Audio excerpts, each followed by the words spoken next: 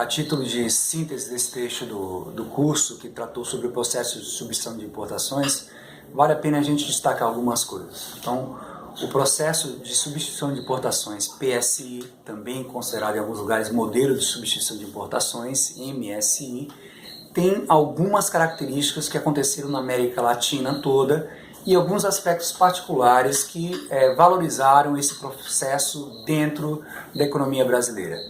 O processo de substituição de importações é um processo onde uma economia que importa um determinado produto passa a depois produzir esse produto aqui dentro. O que acontece quando ele não produz o produto aqui dentro?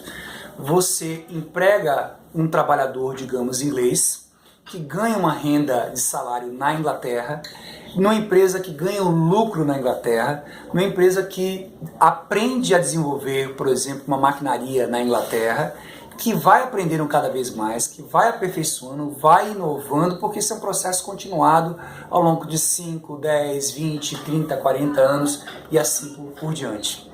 Quando você protege a economia e cria barreiras para a importação, de que forma? Tornando a importação mais cara, tornando os produtos mais difíceis, tornando que a cota para importação seja menor e estimulando com que essa produção se dê dentro de um país, o resultado desse processo é um processo que vem a fazer com que essa empresa que antes estava na Inglaterra se transfira para o Brasil para atender o público local. Por quê?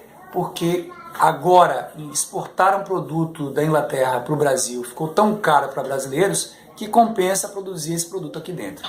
Então esse é o mote inicial do processo de importação. Fechar a economia, dificultar a importação para gerar o emprego aqui dentro, o processo de produção aqui dentro, a geração de renda aqui dentro, os ganhos aqui dentro do país. Então esse processo é um processo que começa com os produtos mais simples e caminha para os produtos mais complexos. E tem algumas características. No mundo inteiro, ou na América Latina toda, esse é um processo associado a uma economia fechada, ou seja, um protecionismo comercial, é associada a uma complexidade tecnológica mais simples no início e depois passando para uma complexidade maior. É um processo que envolve baixa produtividade, porque os trabalhadores brasileiros ou da América Latina não têm um saber fazer produtivo que tem os trabalhadores na Inglaterra, na Alemanha, na França e assim por diante. E é um processo que foi tocado com um grau de endividamento muito elevado, porque ao não se expor à competitividade internacional, esse processo teve que contar com recursos públicos do exterior, já que a economia brasileira não tinha todo o recurso necessário para isso. Então, uma economia fechada, baixa produtividade, baixa exposição à competitividade internacional, alíquotas muito grandes, endividamento crescente, ineficiência da produção, que é alimentada com um processo de educação que não é universal no Brasil nem em boa parte da América Latina, que não ajuda esse processo a aprimorar e tornar independente.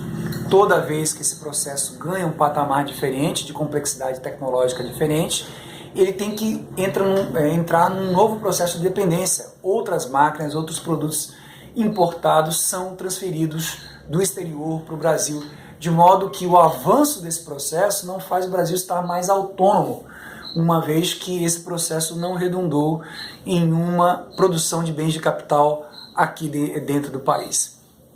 Então essas são linhas gerais desse processo na América Latina.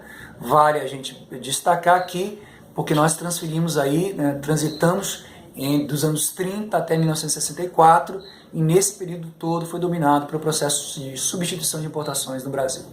Ok? Então é isso, um abraço, até a próxima.